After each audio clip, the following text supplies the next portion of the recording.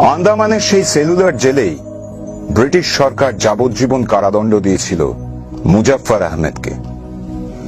অকথ্য অত্যাচার করা সত্ত্বেও ব্রিটিশ সরকারের সঙ্গে বিন্দুমাত্র আপোষ করেননি কাকাবাবু, ভারতীয় কমিউনিস্ট পার্টির প্রতিষ্ঠাতা সদস্য।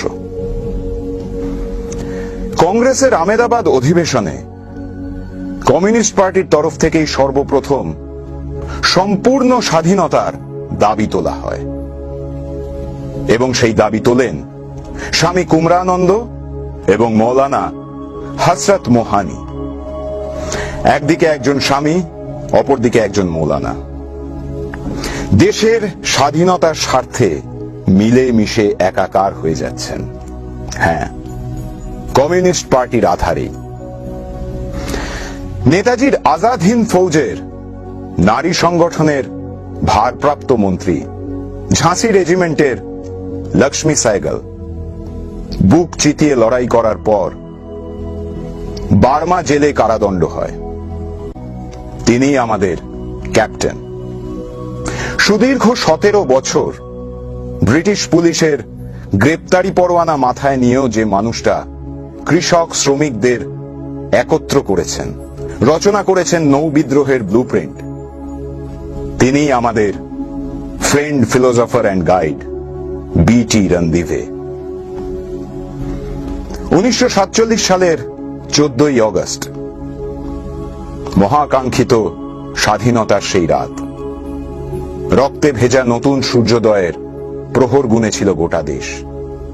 ভেলোর জেলে সেই রাতে একাকী ছিলেন আমাদের হেডমাস্টার A.K. গোপালন। বিনিদ্র রজনীর শেষে ভোরবেলা ভেলোর জেলের বারান্দায় ইনকলাব জিন্দাবাদ ধ্বনিতে মুখরিত করার পর জেলের মধ্যেই জাতীয় পতাকা উত্তোলন করেন তিনি। কল্পনা দত্ত 17 বছর বয়সে নিজেকে নিয়োজিত করেন বিপ্লবী কর্মকাণ্ডে। মাস্টারদার কমরেড ভরসার পাত্রী।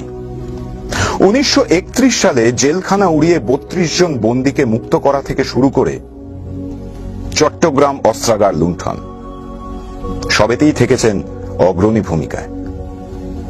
1933 সালে গ্রেপ্তার হওয়ার পর তার 6 বছরের জেল হয়। জেল থেকে বেরিয়ে 7 দিনের মধ্যে তিনি কমিউনিস্ট পার্টির গণসংগঠনের সঙ্গে যুক্ত হন। আমৃত্যু পার্টির ওপরেই আস্থা রেখেছেন তিনি। অনন্ত সিংহ 1924 সালে অসহযোগ আন্দোলনে সক্রিয় ভূমিকা নেওয়ার পর প্রথমবার গ্রেপ্তার হন। 1946 খ্রিস্টাব্দে জেল থেকে মুক্তি পাওয়ার পর তিনি আসেন কমিউনিস্ট পার্টিতেই। অম্বিকা চক্রবর্তী প্রথমবার গ্রেপ্তার হন 1916-এ। চট্টগ্রাম অস্ত্রাগার লুণ্ঠনের অন্যতম নায়ক। 1946-এ জেল থেকে মুক্তি পাওয়ার পর চিরকাল আস্থা রেখেছেন বামপন্থী আন্দোলনে। গণেশ ঘোষ 1932-এ সেলুলার জেলে 14 বছরের কারাদণ্ড হয়। আগে না, সাভারকারের মতো মুচলেখা তিনি দেননি, উল্টে জেলের ভেতর বন্দীদের অধিকারের জন্য আমরণ অনশন শুরু করেন। 1946 খ্রিস্টাব্দে জেল থেকে ছাড়া পাওয়ার পর তিনি যোগ দেন সিপিআই-এ। সুবোধ রায় চট্টগ্রাম অস্ত্রাগার লুণ্ঠনের সর্বকনিষ্ঠ সদস্য। 1940 খ্রিস্টাব্দে জেল থেকে মুক্তি পাওয়ার পর তিনিও আস্থা রাখেন কমিউনিস্ট পার্টি অফ ইন্ডিয়ায়। ভারতের স্বাধীনতা সংগ্রামের এই গৌরবময় ইতিহাসকে ভুলিয়ে দেওয়ার চেষ্টা করা হচ্ছে, শুধুমাত্র গোঁড়া হিন্দুত্ববাদের জমি প্রস্তুত করার জন্য।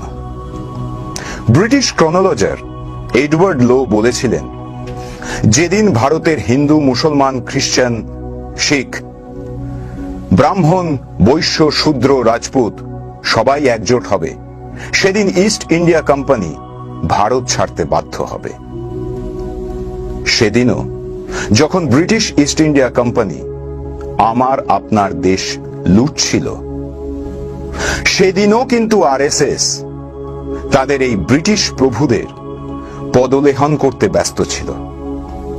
আর আজ যখন আম্বানি আদানিরা আমার আপনার পকেট কাটছে, তখনও এই বিজেপি তথা আরএসএস মানুষে মানুষে বিভেদ সৃষ্টিকারী ঘৃণার বারুদ সাজাচ্ছে।